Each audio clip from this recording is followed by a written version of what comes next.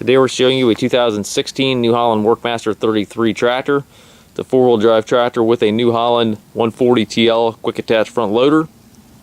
Tractor has just over 50 hours on it. It's practically brand new.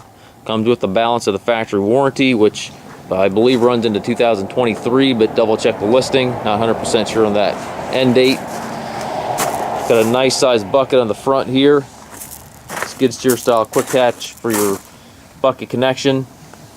Paint looks new in the tractor and loader. Got the R4 industrial tires, which barely show any wear. You can still see the ridges on the treads.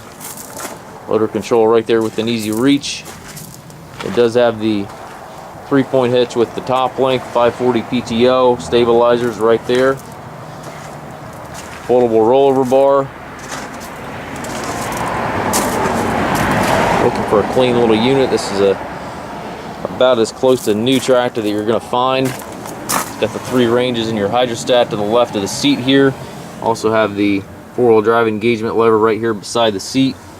2 pedals are your hydrostat pedals. You got forward and reverse individual pedals. Again, loader control to the right, brakes here to the left.